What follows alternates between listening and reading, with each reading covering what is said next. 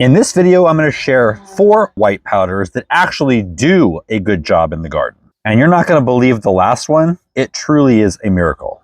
Let's jump into the first one, gypsum. It's made up of calcium sulfate dihydrate. It's a natural occurring organic mineral. It contains high levels of sulfur and calcium.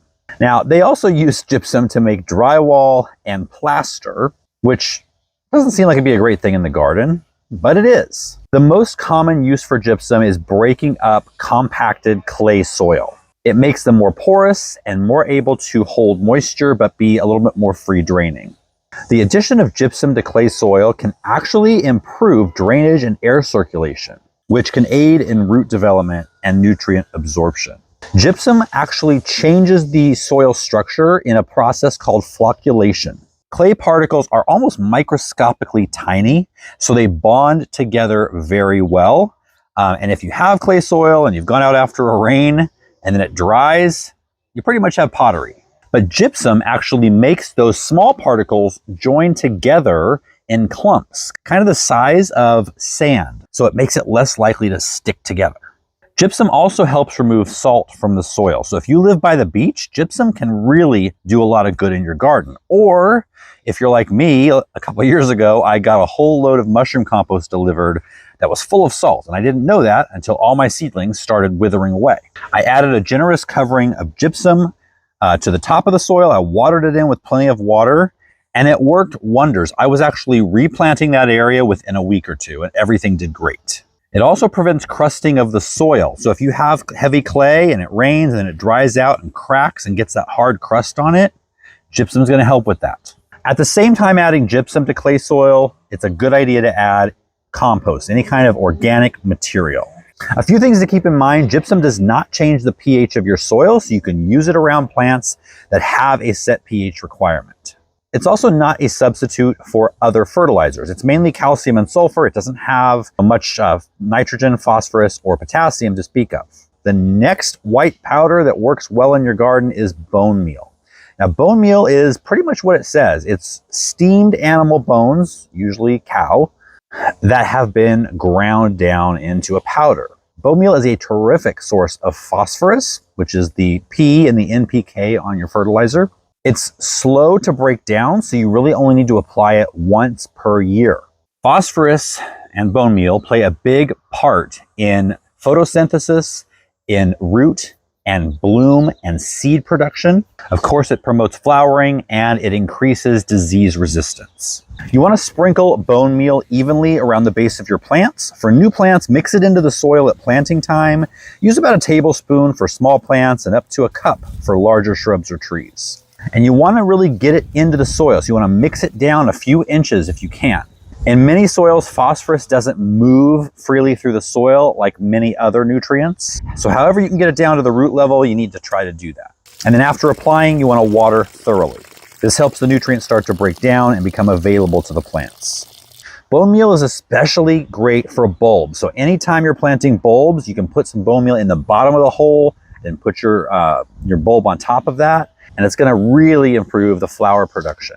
It's also great for perennials. You can add it the same way, sprinkle it around the base, work it into the top few inches of the soil. A couple things to keep in mind with bone meal. Too much of it can disrupt the balance of nutrients in the soil, so always go with the fertilizer packet directions. And if you have pets or wild animals around, just know that it is a possibility that the smell of the bone meal will attract them, and they might do a little digging in the area. Another use for bone meal that's a little less common is an activator for your compost bin. You can sprinkle it throughout the compost. It's going to help it break down faster, and it's going to add vital nutrients and minerals to the finished compost. I have to tell you about something that is free, gardencom.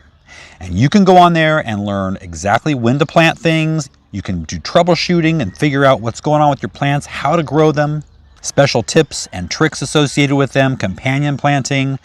But one of the biggest things I'm excited about is the watering guide. You can go into each specific crop, put in how you water. So if you're watering with a hose or with drip or a soaker hose or a shower nozzle on a hose, which for tomatoes you shouldn't be doing that.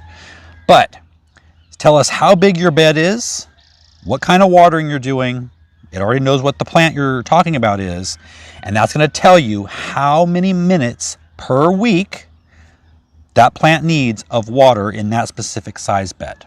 I've never seen anything like this before, so we wanted to bring it to you because, again, it's one of the most common questions we get asked. It's gardenguide.com. It's free. I'll leave a link down below. The third white powder for the garden is diatomaceous earth, or DE. It's a powder made from the fossilized remains of tiny aquatic organisms called diatoms. These tiny microscopic particles leave behind shells rich in silica, creating a fine powdery substance that's safe for humans, but deadly for pests. It's a natural insecticide. If you look at these diatoms under a microscope, the shards of them, they're sharp like razors. And they cut through the exoskeletons of insects like ants, aphids, and slugs, causing them to dehydrate and die. Plus, it's completely non-toxic for humans and pests, which makes it a great thing for organic gardening. Using diatomaceous earth in your garden is simple. Look for signs of the pest activity in the garden. Usually you're going to see like ants around the beds. We use it during rainstorms right around our front door. Just a line of it is a barrier they won't cross. So you can use the same idea to keep them out of your raised beds. You can also sprinkle it on your plants for aphids, for earwigs. You can use a dust applicator for a little bit more even coverage. The only caveat to diatomaceous earth is it needs to be reapplied after each rainstorm, or if you're watering heavily in the area. It loses its effectiveness when wet. However, if you allow it to dry out, it will become effective again. But if you live in a place where it's constantly raining or foggy or misty, then several applications throughout the season are going to be necessary. Number 4 is aspirin.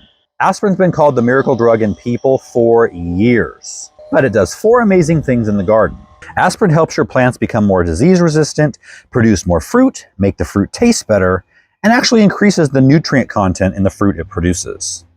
Aspirin works only on plants in the nightshade family, so tomatoes, peppers, eggplant, and potatoes. When nightshades are under attack by pests or disease, they produce a chemical called acetyl salicylic acid. It's a hormone that is similar to the main ingredient in aspirin. This hormone actually pumps the plant's immune system into high gear to help ward off those pests and diseases it's being attacked by. So by spraying an aspirin solution, it actually tricks the plant into bumping up its immune system when there's no pests or diseases present.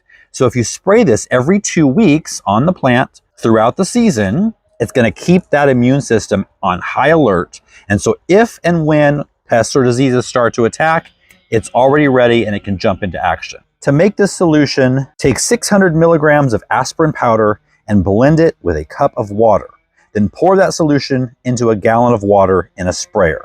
You can also use aspirin tablets if you can't find the powder, but I will link to the powder down in the video description. If you do use the tablets, you want to look for an uncoated version. I'll put a link to those down in the description as well. They're a little harder to find, but the coating actually can gum up your sprayer. That's the only reason that you don't want to use that. Now keep in mind, this is not a disease cure. This is a disease and pest preventative.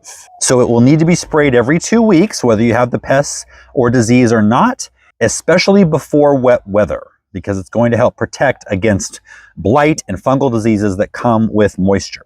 This is also a great time to fertilize through the foliage. You can mix in a liquid organic fertilizer. I use Neptune's Harvest tomato and veg formula.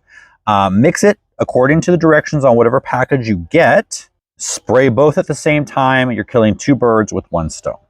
Now, is aspirin considered organic? It's up in the air. I would say if you're really hardcore organic, it's probably not. However, if I had to choose between using aspirin or not getting any tomatoes, I'd choose the aspirin. Now, I have heard that you can soak willow bark in a bucket of water to pull out the acetyl salicylic acid that willow has in it. I've never done it. If you've done it, let me know down below if it worked for you. It seems plausible, and that, in fact, of course, would be organic. Now, since I revealed this secret 5 years ago, I've heard from so many of you who have used it successfully and were able to grow tomatoes in places that are wet throughout the summer, that you really had a hard time doing this before this solution.